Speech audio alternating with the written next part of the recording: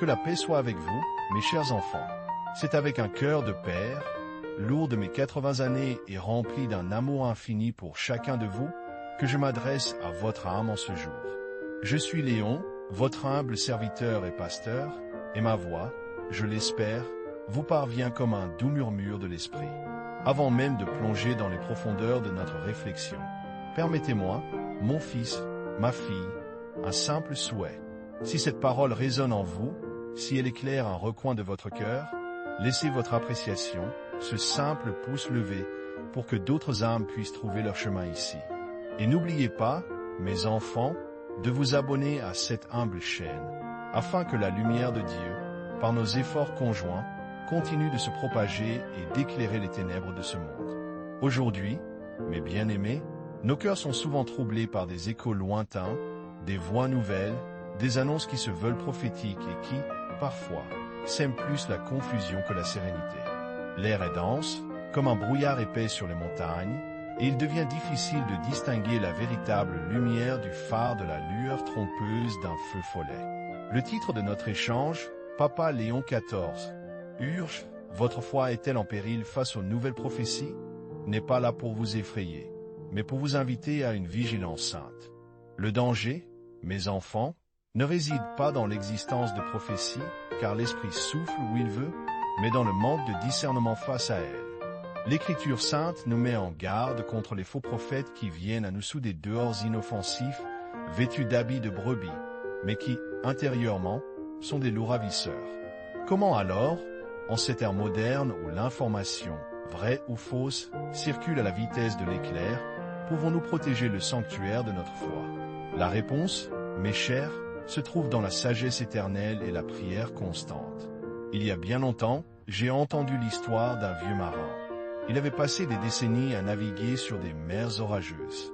Un jour, un jeune matelot, effrayé par une tempête soudaine, demanda au vieil homme comment il faisait pour ne pas perdre son cap quand les étoiles étaient cachées et que les vagues menaçaient d'engloutir le navire. Le vieil homme, avec un sourire calme et des yeux ridés, répondit « Mon enfant, je ne me fie pas au vent changeant ni aux nuages éphémères.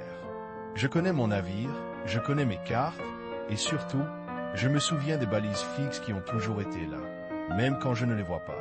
Mes enfants, cette histoire contient une vérité profonde pour nous. Nos cartes sont les saintes écritures, notre navire est l'Église, et nos balises fixes sont la tradition et le magistère. Lorsque de nouvelles voix s'élèvent, se disant prophétiques, votre premier réflexe doit être de les confronter à ces repères immobiles. Mes enfants, en ce moment de profonde réflexion sur la lumière et les ombres, permettez-moi une humble requête, une pensée de cœur. Cette mission, qui consiste à porter la lumière de l'Évangile et la sérénité de la foi à travers ces mots, ne peut se maintenir sans un soutien fraternel. Il y a tant d'âmes qui vacillent, tant de cœurs qui cherchent un réconfort, une direction. Chaque message que nous préparons, chaque pensée que nous partageons, demande du temps, de l'engagement et des ressources. Si ces paroles touchent votre âme, si elles sont pour vous une source d'espérance, je vous invite, avec toute la bienveillance de mon cœur de père, à considérer un don. Un simple clic sur le bouton merci ou super thanks que vous trouverez juste en dessous de cette vidéo est bien plus qu'une contribution financière. C'est un acte de charité, une semence d'amour que vous plantez pour que la lumière de Dieu puisse continuer de rayonner vers ceux qui l'ont perdu, vers ceux qui ont soif de vérité et de paix. Chaque don, même le plus modeste, est un maillon précieux dans cette chaîne d'amour et de service. Que Dieu vous le rende au centuple pour votre générosité. Revenons à notre boussole intérieure, mes chers enfants. Le discernement spirituel n'est pas une faculté réservée à quelques élus. C'est un don de l'Esprit Saint accessible à tout baptisé qui prie, qui étudie et qui cherche sincèrement la volonté de Dieu. Comment l'exercer face aux prétendues prophéties d'aujourd'hui? En premier lieu, examinez le fruit de ces paroles. Viennent-elles avec la paix, l'amour, la joie, la patience, la bonté, la bienveillance, la fidélité, la douceur, la maîtrise de soi, ou bien s'émêlent la peur, l'angoisse, la division, la haine, le jugement, la recherche de gloire personnelle? Le Seigneur a dit, c'est à leurs fruits que vous les reconnaîtrez. Un véritable message divin ne contredit jamais l'enseignement de l'Évangile, ni la sainte tradition de l'Église. Il ne vous éloigne pas de la charité, de l'humilité, de l'obéissance. En deuxième lieu, écoutez votre cœur.